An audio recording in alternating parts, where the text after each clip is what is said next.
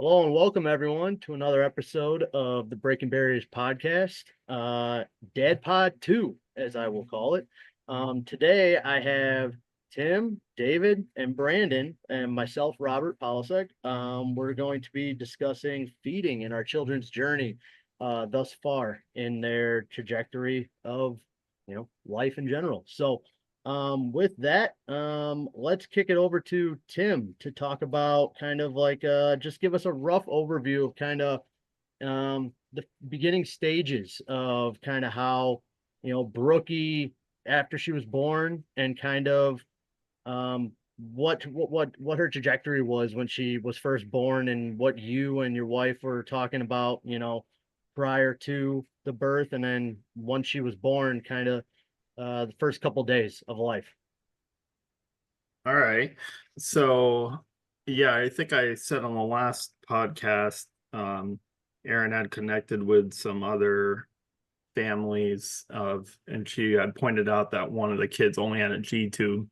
And I remember telling myself, I'm like, G tube, like this is what we're in for. And so anyway, First of Brookie's, all, I'll stop you right there. Like, yeah. did you even know what a G tube was? I think I like knew, but I never seen one. Yeah, I definitely had never seen one before, but I kind of knew yeah, I knew what it was, I guess. Never heard of a GJ.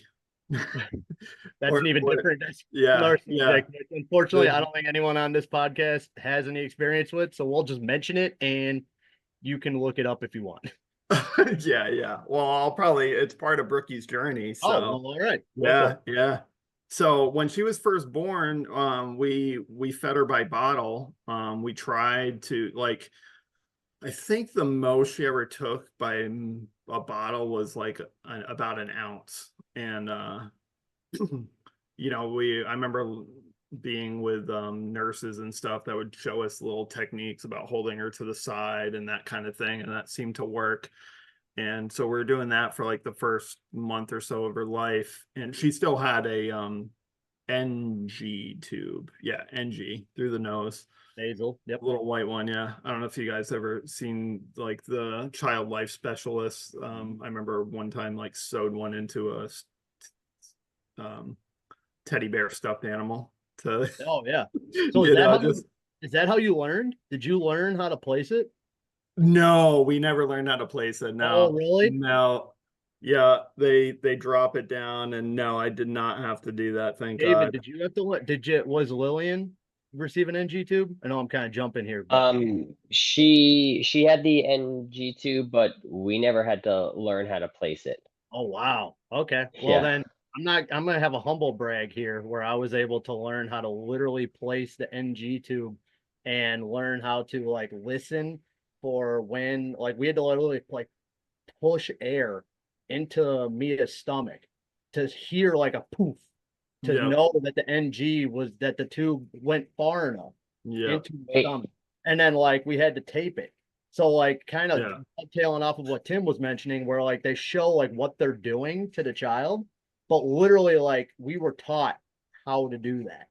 And like Gina was she was a little fearful of it. She learned it obviously in emergencies, but like whenever it came to actually having to replace it and whatnot, she tapped me. So yeah, so that's just something.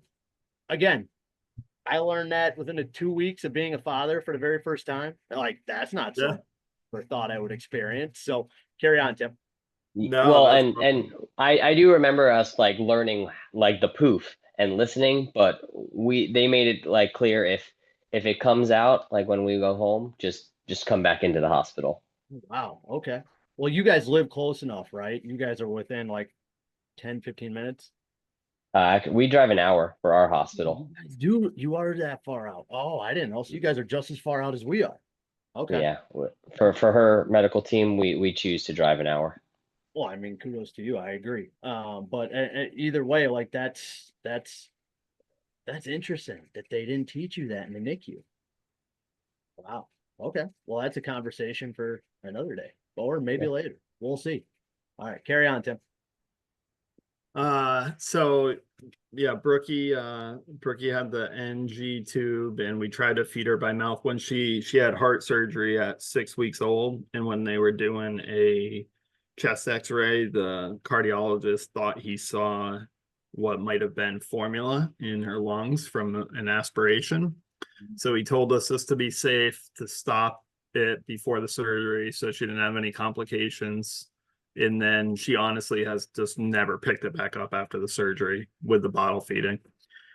So then she was doing, we struggled with it a lot. Like I remember she was doing like a lot of throwing up and all this kind of stuff. And we finally came to the realization that a GJ would be better for her. So they stuff it in further to the jejunum. That's what the J is for, because it's goes past the stomach.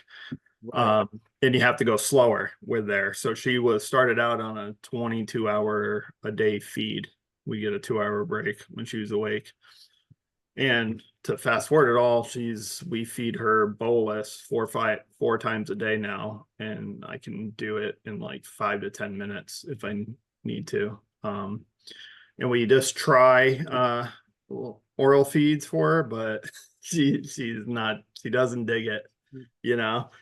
And I feel bad, like well, it's not that I feel bad, but I remember we had a birth to 3 worker come to the house early, and she said the kids that usually don't get it, like the parents will usually stop doing it, and then the kids don't have the ability to learn. And so anyway, that's kind of where we're at. Like she's 4 years old now, and we'd have to start at absolute ground zero, which And I mean, I don't know if anyone's listened to like or like we'll get to this if any of you have like a nutritionist or work with various therapies and whatnot, but there's ways to go about it. But as we've learned with all therapies that our children go through, like the sooner they start it, the better results they'll get from them, right? So I mean, it's definitely hard now that she's 4 years in and she's of that mindset, like why would I start, feeding by mouth now when you just pump it into my stomach and I'm good to go, or like just yeah. how stomach into the GJ tube that you were mentioning. So I'll kick it over to David then to kind of do like a rough overview of kind of Lillian's story thus far with her feeding journey. Yeah, so um it's interesting how like I remember so vividly certain parts of it, and then other parts are kind of just like shadows of what I do remember. Obviously she started with the NG tube until she was kind of apparent and awake enough to take or to try bottle or nipple. The first day of her birth, she actually went in for surgery because she had a myelomeningocele, so a giant softball-sized mass on her back because she also has spina bifida. So the surgeon said immediately, like, nope, she's stable enough. We're going right in for surgery. So she had the surgery. So she was a little groggy for the first little bit, and with pain meds and everything. But that NG tube was in. That's how we were feeding her. We were trying to do. My wife was doing breastfeeding with our other 2 kids, and that was the goal for her. Latching, I remember, was never happening. We tried the nipple shield. We would obviously try to stimulate it with just putting some of the milk on her lips and whatnot, and that colostrum. And then I remember we were finally comfortable enough to and able to get the Ronald McDonald House. So we stayed at the Ronald McDonald House. We were trying bottle feeds. She wasn't latching at all to the nipple. So to my wife's nipple, we went to the bottle. We were trying the bottle. And we remember coming back one morning. It was probably a week or so into her staying in the hospital, maybe a little bit more. And she had a male nurse, and he gave us this bottle, and he said, this is her first bottle. She actually took some from the bottle. So we were super excited. And I still kind of hold, it over my wife a little bit. She wouldn't take the bottle from my wife for the longest time. She took one from me, and then I was the only one who, out of us that was able to feed her. She would take it some from the nurses. For whatever reason, Lillian was so stubborn, and she just wouldn't take it from my wife. So Britta really, it obviously, I could see that it ate away at her a little bit. She was already upset that she wasn't able to breastfeed like she has with our other kids, and develop that connection. She had to have the C-section, also, so this was a new experience, and not having that breastfeeding connection, I know, was a struggle. Jumping forward, we went home with the NG tube just in case. We were in the NICU for 18 days. Go home, we were able to feed her. I think it was second day home, maybe, like rips that NG tube out. and and then but the doctor was like, well, she's taking it from the bottle, so just don't even worry about it. Just keep doing the bottle. We were continuing with the bottle, and then um, eventually we needed to go to the G tube, which I don't know if you want me to talk about now, or should we Just transition? touch on it. We'll go into specifics in a little bit. Okay, we had multiple hospital stays, about when she was 2, give or take, and we were in the hospital like 7 times in a 9-month period for pneumonia. She was aspirating, and we realized that, we did a swallow study, that she was swallowing right into her lungs, which was causing the pneumonia. And then the doctor then said, we're going to need to do a G tube. Of course, we got, scared, nervous, not sure what that was, even though we've seen it with other kiddos. Best decision we ever made. Super convenient. It made road trips a heck of a lot easier and nicer also. Um, I mean, she was taking food orally that whole time. I mean, we were giving her, we were making her food and everything. And so then we had to transition just to, um, a complete formula. And, that's where we are currently right now. Gotcha. So since my daughter Mia is fully G tube right now and does feeding by mouth for taste, Brandon, his daughter Fiona, eats fully by mouth, and he's got his own journey. But so we stay on path with like the G tube. I'll touch on Brandon after my little hierarchy, or not hierarchy, but my high overview of story. So Mia, she so my wife was kind of similar to now, Tim, did Aaron try breastfeeding or were you guys going strictly to bottle? Yeah, no, I think she tried at some point. Okay. And then uh Then she just started pumping, or would you just do? yeah, she was doing pumping at the beginning for the Yeah, first so like that was month or so. something Gina was really looking forward to. Same thing as Britta talked about, like, and especially Mia being our first child, she was really looking forward to that connection that you both touched on. And that was something that was a little disheartening for her at first, was that not that like Mia struggled to latch, and it wasn't because she wasn't willing or incapable of, I mean, she's essentially just a little incapable of doing so because she was so small. So she was 3 pounds 4 ounces when she was born, and she was just physically weak to do it. So as the weeks went on and she started to gain ounce by ounce, then we kept trying, and that was what the doctors in the NICU continued to tell her. Just said keep pumping, keep the flow, right? And then we always try 2 or 3 times a day when we see her at her peak like visually awake time frame during a 24-hour period, right? So we just kept doing that. And then finally, like, pretty sure I was probably at work by this time because it was a couple weeks down the line when she latched for the first time and actually started to show signs of sucking. But she didn't take enough. She didn't take, and that's why we also, like, I think it was like day 1 or 2, like she initially had an OG, an oral, but because then we wanted to try and work on oral stimulation by, trying to take, latch onto the boob, or take a bottle that was pumped. We had to take that out and go into the NG tube. And so that's where I was mentioning, like, when we got discharged from the NICU, they taught us to do that. And so I learned to do that and whatnot. But um we always kept at least trying, even as we went home. And that's what helped us kind of continue to progress. Where when she was 9 months old, we actually placed the G tube because she was gaining, but she wasn't gaining enough, even with the attempts and with the NG tube. And the OG and NG tubes aren't meant to be long term as they grow, right? That's what the G tube and GJ tubes are for, right? So when we hit that stage, we she got the surgery placed, or she got the G tube placed, and I remember it was like right at the beginning of COVID that she got it placed. Like it was 2 weeks before COVID went rampant. Right. So like it was talked about, but we got in just in time, or else who knows what our story would have been because it would been a completely different scenario. But thankfully she was able to get in, got the G2 placed, and we just started. I think we tried to do bolus. No, we didn't try bolus yet. We just did the bags.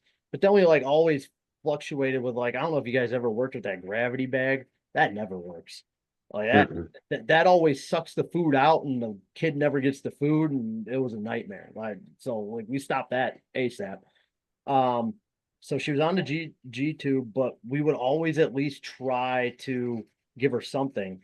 And after and because we were starting to work with a speech therapist and a nutritionist, they kept suggesting just keep trying to. And there was even a time where she, after she had G-tube placed, she had some, I think she had her anoids taken out. She had a bunch of different things kind of done, her eyes fixed and whatnot. Then we started to kind of gravitate towards trying to get her to start fully eating by mouth. And the only issue with that was it was taking so long. She was getting it, but it was taking so long that she literally couldn't do any other therapies throughout the day. And like she was 1.5, 2 years old at this point in time. And that was when we were pregnant with our second, and she was coming in, and we're like, we can't do this. So then we started to work on trying, then we're like, we just need to keep her weight up, because she was also then dropping weight because she was working so hard to eat, and she only liked specific things that she liked to eat, and they weren't either tasty enough or didn't have enough calories, and she just wasn't able to continue to gain weight. So then we just focused on then staying with the G tube. And since then, really all we've kind of fluctuated is either doing bolus, or now she does. I mean, right now she's at like about 400 mLs 3 times a day, and we run it at 300 mLs an hour, so it runs at like an hour and 20 minutes. So like she gets fed only 3 times a day in that increment, and it sustains her perfectly, and she's growing perfectly. So like it's been a roller coaster to try and get there, but I mean, and that doesn't mean she doesn't like food. Again, like whenever we go out and get ice cream, we always make sure she gets a taste because she loves that stuff. But I mean, ultimately, we would love to try and get back to getting her to feed more by mouth.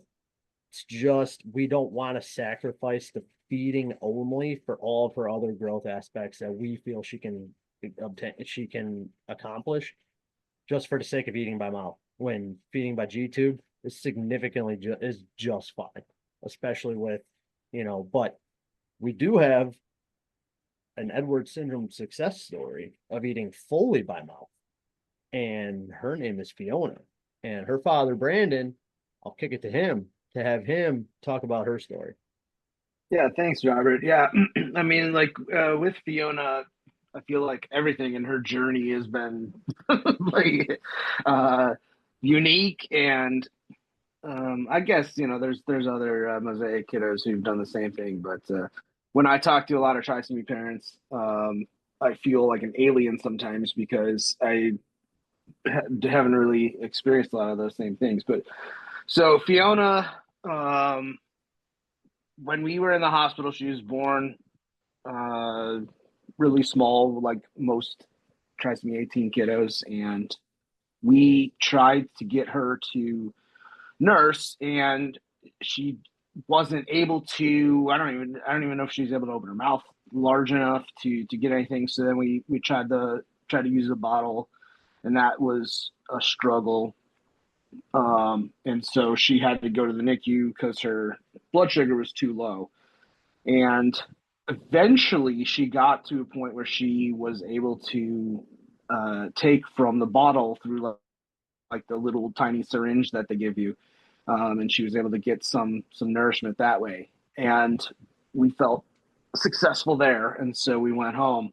And it was my wife breastfed our first two children, and loved it, and it was a really for comparatively, it was super simple for them. Like they latched on right away, and she had a great time breastfeeding them. But for Fiona, it was quite a different story. For the first 3 months, we tried to feed her by bottle every couple hours. So during the day, that's not a big problem. But at night, we were waking up every 2 hours, and I would feed Fiona, and my wife Katie would pump, and we were just trying to keep up that supply. And we did that for about 3 months. And finally, we are like, we should probably get her looked at and see if she has a tongue tie or a lip tie or something like that. So we went to the doctor, and they said, yeah, she has a severe tongue tie and a severe lip tie, and probably is why she's not really able to latch on. So we went and got that done. And I don't know if you've ever seen that process, but basically, I laid down on the bed and held Fiona like a bear hug, and they lasered the lip tie and the tongue tie, and Cool. and so basically it just takes it kind of moves the lip off of the gum, because that's where the tie is, and it allows their lips to move more freely, and their tongue as well. And so after that, one day, she just magically latched on. I don't have an explanation for it. My wife doesn't either. I guess the only explanation is, well, not the only explanation. There's many explanations, but we just stood by it, and it was our mission to get this girl to breastfeed. And so she nursed for quite some time. She is off now, because she's 4.5 now, so she's off. But then she started to eat by mouth, and it was little things at first, right? Just trying different things. And we had a speech therapist, because speech and eating sort of go together, who was really good, who sort of taught her different ways to do it. And she just ate very few things. Like, she really liked bananas, and and now she will eat almost everything. She's very picky with what she eats. She'll try stuff, but she has about a dozen different foods that she likes. And some days I'm not really sure how she sustains herself, because it doesn't seem like she's eating all that much. I guess she is, but it's just I'm like, oh my gosh, how you surviving, girl? And then other days she'll eat like, yeah, she'll eat like 6 bananas, and I'm like, okay. Potassium overload. Yeah, I was just like, okay, I'm not really sure where this is coming from. But yeah, I mean, the journey has been wild, but it's just been a gradual thing, right? And now she's going to preschool, so she's talking a lot, and she's picking up a lot of words there, and I think that's only going to help with her eating. But yeah, I mean, it's sort of a miracle that she breastfed. I talked to her doctor, and she's like, yeah, I don't think I've ever seen a trisomy baby actually breastfeed. So we we really stuck with it, and those first 3 months were kind of crazy. But we got to the point where we were actually successful. So it was really, we were really happy about it. Sure. I didn't know about the tongue tie thing. That's really interesting. Where they literally just use a laser and they're laying on you. Like it's not like it's Well, Fiona's laying on me, yeah. So yeah, yeah. that's Well, interesting. because she's only 3 months old and like Right. 6 pounds, so they're not gonna like strap her to a thing. This is a more this is You know what I mean? Like they a wouldn't knock, kinder way. well, like they wouldn't knock her out was because it was like a for lack of a better term, knock her out. You know what I mean? Uh Yeah, so I don't think it's that's invasive invasive. Yeah. where they would have to do that. It's more of a like outpatient sort of thing. And then what's wild about that is that for 2 weeks you have to um push open her mouth and her tongue to make sure that like it doesn't grow back. And so and you have to do it for like a minute or so at a time. So 3 times a day, we had to take her lip and her tongue and just hold them apart from from the gums. And 3 months old. yeah, 3 months old. And I'll let you guess, she did not like that. No, no. I mean I wouldn't like that now at No. 30 plus years old. Is that just think about someone sticking their finger in your mouth and shoving a Yeah, pin down there bottom? No, no thanks. yeah. No. It's called gag reflex or something like that. Like But no. I'm not sure. Yeah, I'm not sure. I'm assuming none of you guys had that done, right? Because I mean, it's more of a if they're eating by mouth, that would be something that they would do. But I so I mean, don't know. as of this recording, Mia has a scope in 9 days. Okay. It's going to be of like the ENT system, but no, that's never been talked about. And we know she has a big tongue that kind of blocks her airway, but it's not causing her any harm. So like that hasn't even been discussed. She's had nasal stuff done, but nothing. But like her tonsils and her adenoids removed in her throat, but not a tongue tie or anything like that. Yeah. We yeah, no, I mean, she was taking bottles once we left the hospital, and you know so we never needed it, and then we were transitioning to food. So I mean, it was just until once we got the G tube is she needed it when she was aspirating. Then she got the oral aversion after about 3 months, and she wouldn't let anything near her mouth. So I don't know if the tongue tie or something is something that can develop. I'm guessing not, but um, yeah, we're going through an ENT, like, and she's been scoped. Everything looks good. Like she doesn't need adenoids removed or anything for Lillian, at least. So what is the oral or invade? What was it? Oral Aversion. So aversion. Thank you. pretty much, she doesn't like things in her mouth anymore. Like Oh, I mean, we started, I'm pretty sure her first food was avocado. I think we started all of our kids on avocado, the non-sweet stuff first, so they don't just want that. And then, I mean, we gradually I mean, she had probably over 20 different foods that she was eating. And then, like I said, she had that stint of, I think she had pneumonia like 4 times that put us in the hospital, at least for that.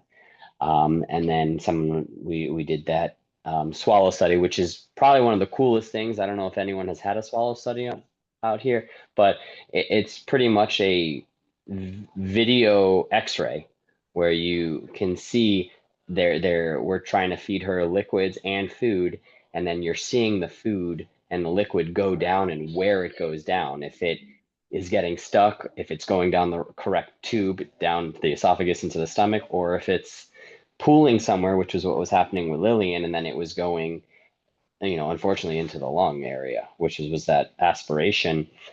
So that's when we got the G tube. But once we got the G tube and we weren't feeding her by mouth, and she even brushing her teeth, it's so hard even to this day to allow us to get that toothbrush in to brush her teeth. hmm. We work with speech. They try to, get her interested with different foods, and it is just it's not happening at this time. So we keep trying, but she just tight lips it and Hmm. bites down, and for whatever reason right now it's still a work in progress. Hey David, That's when they did that study and found that, food was going elsewhere, was there something that they could have done to um like a surgery or something that would have helped it to, go to her stomach as opposed to her lungs? Or, what was their, He's basically solution having for that? reflux, right? It was basically I reflux in the stomach that was like gas. It was like acid like building up into her esophagus, and it was kind of like stopping kind of where it was at, right? and to be honest, she didn't have a lot of reflux, Okay. but it was, you could see it as it's going down towards the back of her throat. It was just kind of pooling in a certain area for whatever reason, if it was just the way she was developed. um and then it would, I it just kind of some would trickle into, that, I think, hit that epiglottis and kind of go into the lungs. Hmm. But there was nothing. And to be honest, I mean, the G tube surgery, which is, I think it was like a total of like 15 minutes, 30 minutes surgery, if that, Right. you know, a more invasive surgery. At that point, I think I would have been even more terrified, but nothing along those lines was discussed when we found out. Yeah. Was she gagging a lot when she was aspirating, or it was No, silent? it was completely silent. We didn't even know. We had no idea. She was eating normally. There was no issues with the way she was taking bottles, the way she was taking food. The only issue was that we continually were getting pneumonia, and she would have, cloudiness in her lungs in the lower half. And then I can't even remember off the top of my head who suggested. It might have been someone on one of the, the pages, another trisomy parent who suggested it, and then we asked to do the swallow study, and then we started researching G2 because that's what we heard we might need. I'm no medical professional, but now it's sounding like there's some sort of flap in in like the esophagus that like maybe goes in like it. I mean, because we all know like the esophagus and the trachea are right next to each other, right? Yeah. So like maybe there might be something when they like disconnect or whatnot that maybe wasn't operating efficiently within Lillian's system. And ultimately what it sounds like was happening was that her stomach just got pushed upward for a lack of a better visual. And like when she would feed, it would go down, but then it would just sit there. It wouldn't go all the way down to the stomach, so it wouldn't be able to pool in the proper location. Yeah, most of it was going in the stomach, which is why Okay. we weren't having, it wasn't like she wasn't gasping, or there wasn't, an issue with her numbers, besides here and there some, the pneumonia periodically. But yeah, you could see it was definitely, some was going into the lungs, and any amount is the wrong amount. Oh, for sure. Yeah, absolutely. Trust me. We know because Mia, like Tim asked, like when we were battling her acid reflux when we were going from feeding by mouth to still to this day, she occasionally has acid reflux. Like she's on Pepsid still because of just her GI tract just isn't the most efficient. And because she has pancreatic insufficiency, that was also part of it, where it was like it was coming up and bottom. Like, and it was just there was one time, like in Georgia, she just had this massive blowout. Like I remember we were going down to Florida for the first time with her, and we were just like, all right, enough's enough. And thankfully, like she got diagnosed with pancreatic insufficiency. I don't remember the parameters, and that's for the mom pod to discuss. This is the dad pod to just talk high level here. Has Um, has so yeah, sorry, has anyone accidentally pulled out the button of the no, G tube? I Oh have yeah. not. Uh, Yes. I have. How did you do that? Tim, you want to go first, or should I? Oh, you booked it. Um, Okay, this is interesting. yeah, I have only a couple of experiences. The NG came out a couple times, and I remember the first time it came out in the hospital, I remember we were like, we got to take some pictures of her because we didn't have any pictures of her without the tube on her face. But then a babysitter had pulled it out once, and we had to go to, and she had the GJ, so we had to go to the hospital to get it replaced, because it has to go through the interventional radiology. And that actually happened a couple times. And then now it just happened like a few weeks ago, but she only has the G now, so we always keep a backup with us in the backpack, and she has a backup at school too. And we Erin actually she put on her big boy pants and slapped that new one right in there in the back of the car in the pizza place parking lot. It was pretty impressive. I was freaking out. I was like, holy Oh, shit. yeah, I know. I feel the pain because we got the G tube, and then we had a family vacation planned. I think it was like 2 months later, and we were like, oh, this is going to cancel everything. We're not going to be able to go now. And the gastrosurgeon was like, no, this is going to make your trip even easier. Like, you're going to have no problem. You're going to not have to stop and feed her. You can just drive straight through, feed her in the car as you're going. 100% accurate. Right. So we always remove the extender that connects to the button, right after we're done feeding or anytime we're done with meds. Well, on the road trip, we're like, well, we're not going out of the car. Like, we'll just leave it connected. And that way it's easier for, myself or my wife to just reach in the back, reconnect it and everything. So we stopped at a rest stop. I don't even remember where it was. It was just kind of just a bathroom vending area, going up north on, I don't know if it was 95 or whatever. It doesn't matter. So my wife's like, she decided to take our boys into the bathroom, but she had to use the bathroom also. I was like, okay, I'll take Lily and I'll check her out, gonna just lift her out of the car and everything. So I unclip her. I'm lifting her up out of the car, and all of a sudden I'm getting wet from somewhere, and I'm like, what's going on? And I look down, and her. If you haven't seen the G tube has, obviously you inflate it with it's kind of like a little balloon on the end that holds it in her. The whole thing pulled out because it got snagged on a little hook on the car seat when I lifted her up. So I immediately put her down. They tell you the first thing you got to do, you put your finger kind of right over that hole and stop whatever's going on. And of course, like, my phone's in the opposite pocket. So I'm crossing my body with my hand, getting my phone out of my pocket, Been there. Immediately, like, try to call my wife.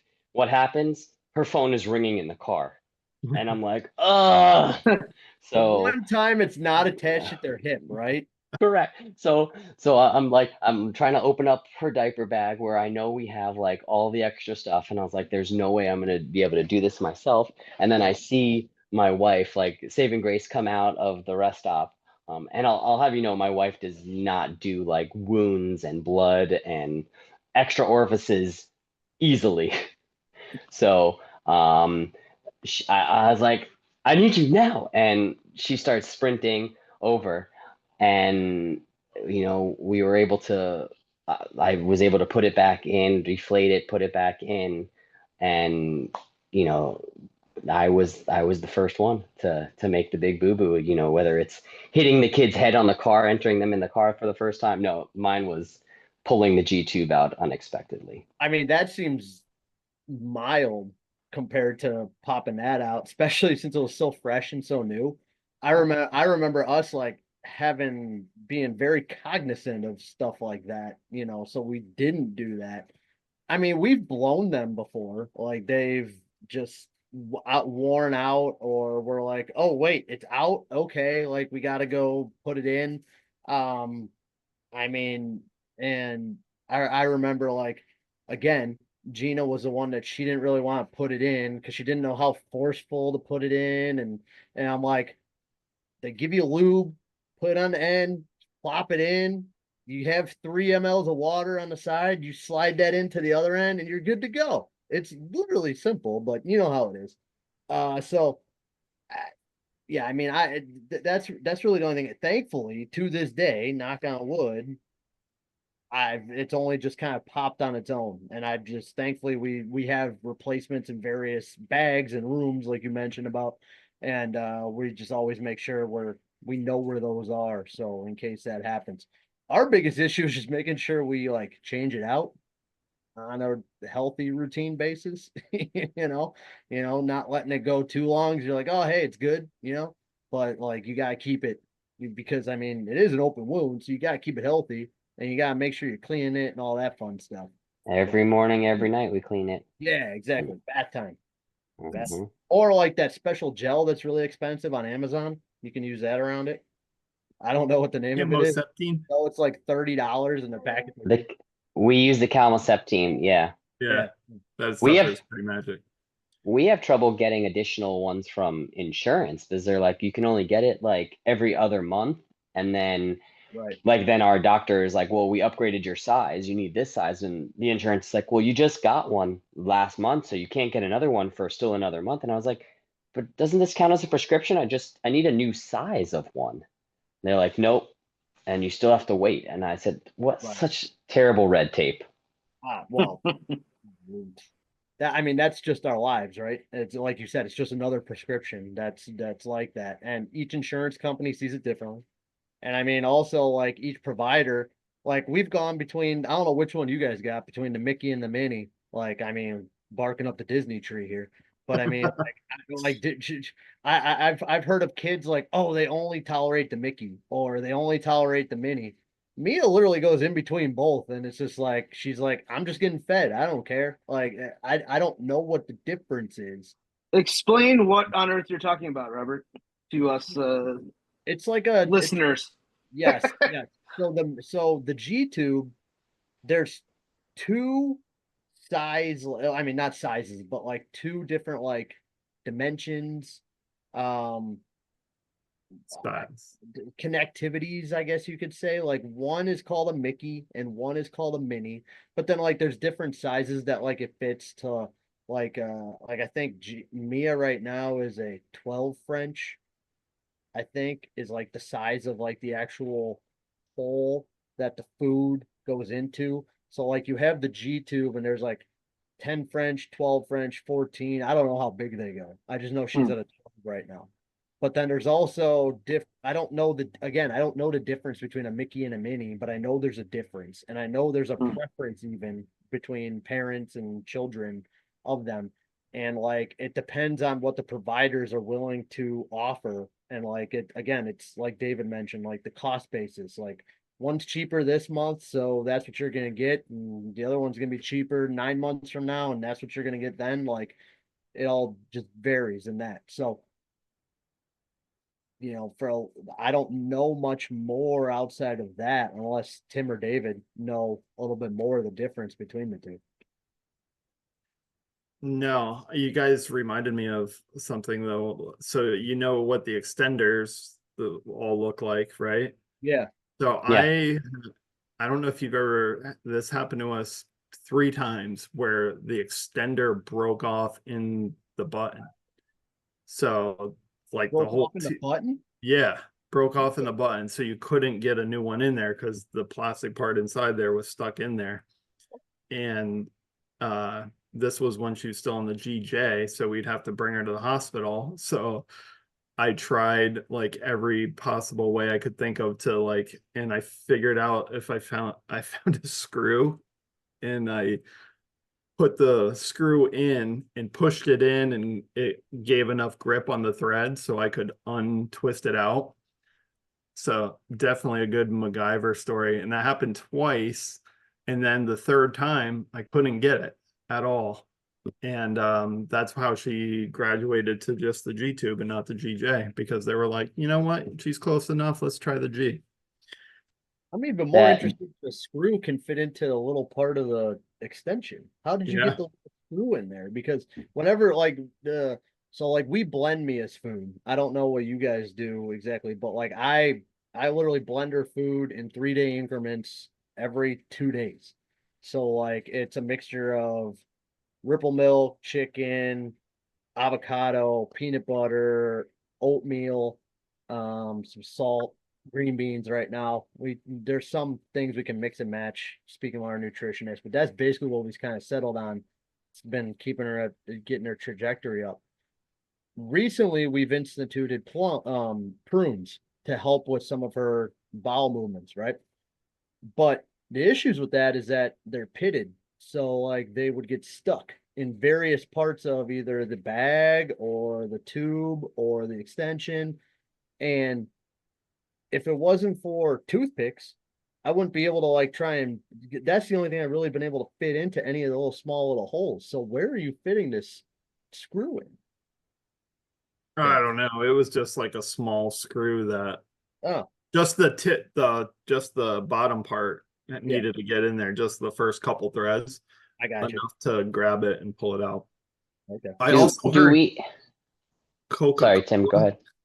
I heard Coca-Cola can clean them out. Yes, that does Oh. work. I have Yeah. tried that. I have tried that. And there was one time where when I tried it, there was too large of a pit in her actual tube that it actually bubbled up and went backwards. So even though it has that consistency to do so, it doesn't always work. Do we need to do like a disclaimer at this point? Like, don't try this at home, or Yeah. we're not Right. medical professionals. We're just dads, that on a plan. Yeah, brought to you by Ninja Blender. If that's what you use, I forget. I don't even know what blender we use. I just know it works really well. But there are times where I overheat it, which isn't a good thing. We have we use a formula right now, so a complete blend. We would love to try to get into making our own food, but also financially right now that complete blend is paid for by the insurance, and it definitely helps out. Mm-hmm. No, I hear you. I hear you. The complete blend, is that the Nestle brand? No, it is Pure Life. Why am Oh, okay. I? Yeah, yeah. I think we started that on Mia, and that was the one where she couldn't keep down in either respects. Oh no, was that or there was like a more organic one. I can't remember the name of it. I just remember it being a green bag. Yeah. No, yeah, it's just complete pediatric. I couldn't Okay. remember. Gotcha. No, I we know have been I know that market is even slim. Like there's only like a handful of Yeah. options even that are even the up. locale because in the very beginning we we were giving her too much. Like she ballooned up. Like she gained weight so fast once we got her G tube. Like our dietitian and nutritionist was like, we need to cut this back. I just still remember seeing pictures to this day, and she is just as chunky as could be. And then that was the only time then we had issues with her vomiting, because I think we didn't have the right, we weren't giving her the right amount in the hourly increments. Now we're on 4 feeds a day, and none overnight, which is always the win. Right. So most of us have kind of mentioned speech therapist. Has anyone inquired about like a feeding therapist? Because there are specific feeding therapists. David, you nod your head. So what has your experience been with feeding therapists with William? So I unfortunately haven't gone to a ton of the feeding therapist appointments, but He's we're on what's the a date? sabbatical. Yeah. We're on a sabbatical right now from it, but because she wasn't making any strides, so it's called an episodic break. But we they will sit there. It's about an hour long session.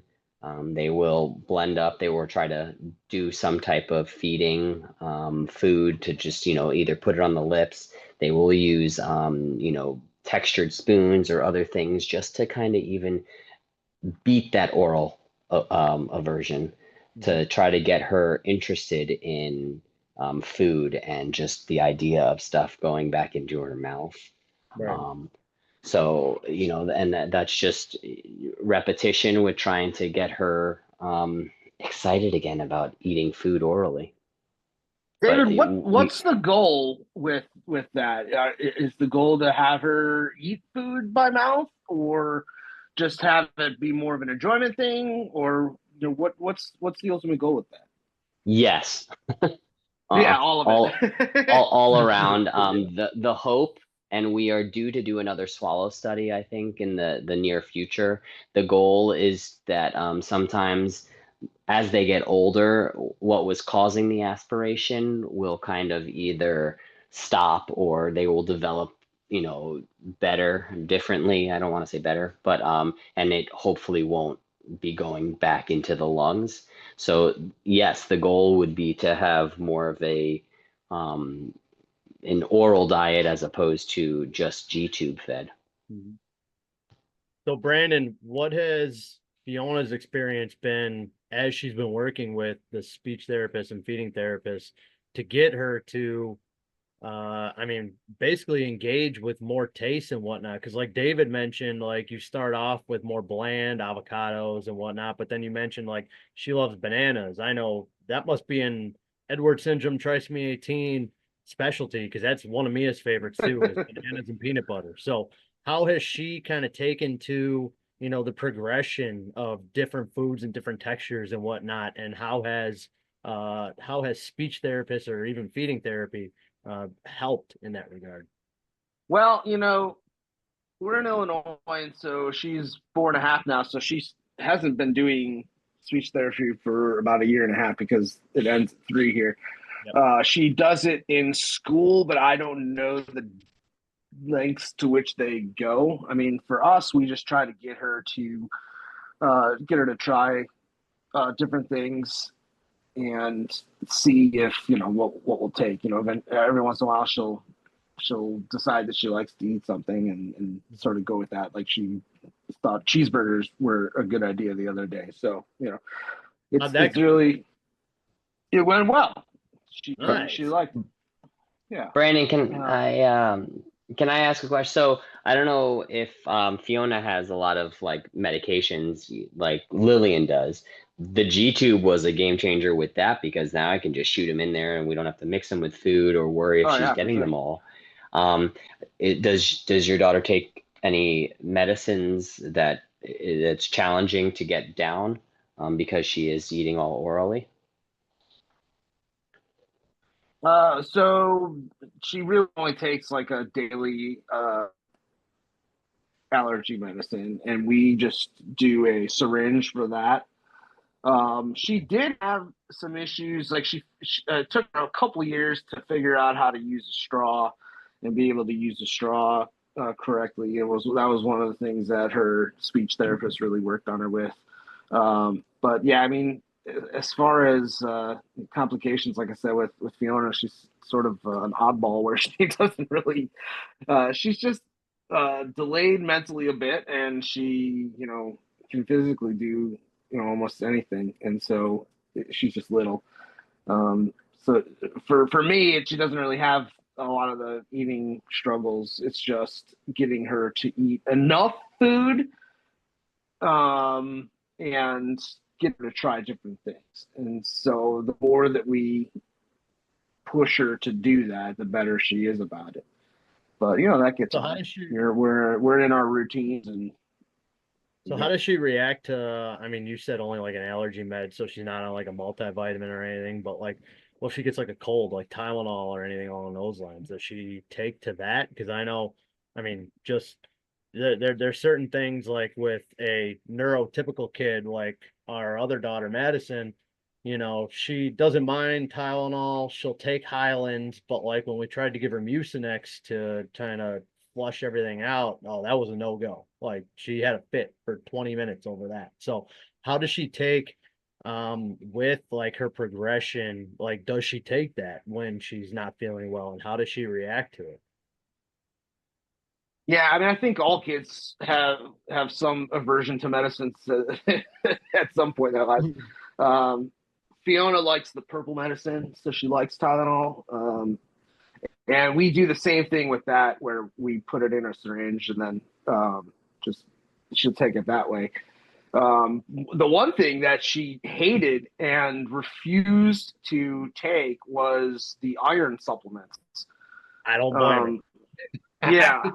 Oh, she and it caused so she would rather go get iron infusions down at the hospital than take the drops. And so I mean, that was did you accidentally lick that stuff? Because that's like licking a it's rusted pole. awful.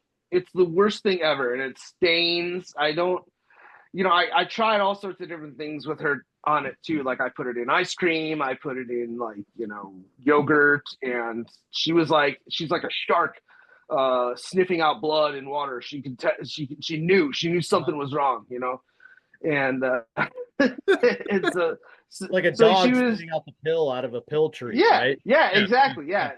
She, so she was anemic, and we had to go do iron infusions like 6 or 7 times downtown because she refused to take the iron supplements. So that was her aversion to medicine. I'm like, all right, but no, I mean she does really well with everything. I mean, it's if she does love French fries, that is her number one go-to food. Again, she just sounds like a 4-year-old. I Yeah, mean, yeah, right. yeah, she just sounds like a 4-year-old. I mean, she's literally like Madison's buddy because that's literally all she asked for. We go to Sky Zone. She's like, I want a Happy Meal. I'm like, okay, you just jumped for 55 minutes, sure. Like, but like, so like that just sounds like a neurotypical kid. She just has mosaic trisomy 18. She finally figured out today how to ask for a Happy Meal. Oh. Because we were Was it in. the hamburger that kicked that off? I think so, because we were in line for McDonald's in the drive-through, and she's like, I want French fries and a Happy Burger, and I was like, oh, you want a Happy Meal? Is that what you're asking for? Oh my gosh. That's awesome. That's so, I mean, that's honestly, that's also incredible that she's able to instinctually like put those together while Right. sitting in a drive-through at 4 years old. Right. Yeah. She understands, like, first of all, she understands where she's at. Right. She, recognizes, she sees an M. She's like, we're getting French fries. Not anymore. It's just like we pass 3 McDonald's like from our house to when we go to Sky Zone. I try and take them there once a week, to let her wear her energy out before bedtime once a week. And we literally pass 3 of them on our way. And every single time Madison goes, there's McDonald's. There's McDonald's again. That's brand awareness. Like, McDonald's really knows what they're doing. Yeah. And this isn't a McDonald's promotion by any stretch. This is what happens with kids, right? Like you recognize things and I mean it's cool to see their brains work in that realm, right? Like they put what's crazy about it too. Sorry to cut you off, but I had this. This is very important. What's crazy is that they went from like brightly colored restaurants to brown, like boring restaurants, and the kids still know the arch. Just the arch. Just the arch. That's all it is. Yeah. You can smell it before you get there too. Yeah. That's also a thing. Robert. She smells it and she's like, I smell McDonald's French fry. Like, oh man. Like we tried to keep her away for so long and now it's like a weekly thing. Nope. Yeah. Well, I guess we'll wrap up with I mean, Brandon was kind of touching on it there and brought it over to kind of David's or one of you asked the other a question and I forget which way it went.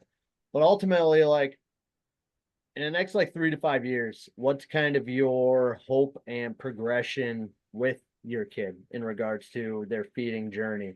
Kind of where they're at, kind of where you feel they could potentially go. And if things stay where they are and the kid continues to progress and do everything they're supposed to be doing, are you content with, kind of the situation we're in being how it is? And there's really nothing worth changing. That doesn't mean you're not going to try, but with that, I'll let David kick it off. 3 to 5 years. Wow, that's a long time to start. Let's double forward focus. Yeah. Forward focusing, I mean, my Britta and I have talked about eventually trying to make Lillian food just like you do, Robert. That would be a goal. We had made all of our kids baby food, and it was always fresh, instead of having to buy it from the can or the pouches, we knew where it came from instantly. Um, that would definitely be the next step. Having her eat fully orally would be amazing, and it's definitely a goal of ours. So that's kind of where it would go. I don't see us having the G tube removed because also with her medicine, I mean, we're giving her 5 to 7 medicines, morning, and the same thing at night, and it really is just so much easier and efficient. And we know, like, if her seizure medicines, we spent so many years, I think, getting the right formula down. If we're putting those in her food and she's not getting enough or she's not getting the right quantity, we're having a much bigger issue, which Robert, I know that you guys have experienced as well. So but yeah, being fed by mouth and trying to beat that oral aversion would be a huge goal and win for us. Awesome. Tim? For her to enjoy a birthday cake. I mean, let's be honest. Like it's stuff like that. Yeah, absolutely. Go ahead, Tim. So the interesting thing about Brooklyn is she'll put anything in her mouth except for food. It's like with the shark sniffing out whatever, that like you sneak a little dab of food on a pacifier or something. It's like she knows, So like a goal for us, I feel like would be even just getting to regular tastes, with the food. That'd be a good spot to be at, but it's ultimately up to her, like doing the child-led kind of stuff. Like, I mean, I ain't gonna lie, I have held her arms down and try to get her over her mouth and take a bite, more than once. But yeah, so we got a long ways to go. At the same time, like, she's come so far in her food journey, like I am kind of good, like we are kind of good where she's at, so play it by ear. Yeah, I'll kind of mix the two there. Is that Mia loves oral stimulation. She's always, she has a phone cord. It started with beads, like Mardi Gras beads. And then one day she bit one off and Gina found it in her mouth, slammed on the brakes, pulled aside, pulled that out of her mouth and said, never again. So now we have like these phone cords that she just loves to just floss her teeth. The thing is that she sometimes like gets her lips, and sometimes she goes so aggressively that she like cuts her lips open. We turn over and her mouth's all bloody. We're like, oh, we gotta figure that out. What I'm getting at is she loves the oral stimulation. So we know she loves that sensation. We've even transitioned to a vibrating toothbrush. She loves it. Like, even so much so that she comprehends and understands when I'm brushing her teeth and I've gone to both sides. Once I do the front, I go to this side. And then once I swing over to this side, she's sticking her tongue out, knowing that, like, hey, it's time to do my tongue now. And like, I want you to do my tongue. I'm like, okay, perfect. Let's do your tongue and then I'll be done. So she loves that. So we know she's comprehending and putting the two together, right? So it's more along the lines of, as our our goal and mission has always been making sure she's getting as many calories that she needs to be sustained so she can continue to grow. And if there's a way to implement a meal or just like a portion of a meal a day, I think Gina and I would be very happy with that, with that for her, to have her get to that stage. But it's going to be progress, and it's going to be baby steps to get there, because of the quantity of food that we do, because we don't want to, I mean, we run like some water overnight, but like we don't want to run feeds like Tim was saying, where Brookie at the beginning, you were running feeds for 22 or 24 hours. No, we ain't doing that. Like, she was doing bolus, and we've kind of retracted because she kind of had some complications with that because we were pushing it too fast because of her reflux. So I would say, like, you know, in the next 3 to 5 years, if we can get her to eat a meal, one meal a day, or like one meal every other day, I think Gina and I would see that as a success. Now Fiona, well, I mean, is it gonna be a 5-year-old birthday party at Gibson's, or what are we doing, Brandon? I was hoping that she would start cooking for us. That's my next goal. I'm tired of figuring out meals every day. That would save out your budget for sure. Yeah, right. No, I mean for her, it's my biggest fear is that she'll start going backwards at some point. So I push her. We both push her very hard to in everything that she does, whether it's eating or school or talking or whatever. But for her, just making sure that she gets enough food and is growing. That's our main goal for her is just to keep on growing and keep on trying new things. Fantastic. I can't end on anything better than that, because as fathers and dads, I know all four of us here can say that as long as our children are growing and thriving, it's exactly what we want. So with that, that's the end of Dadpod 2.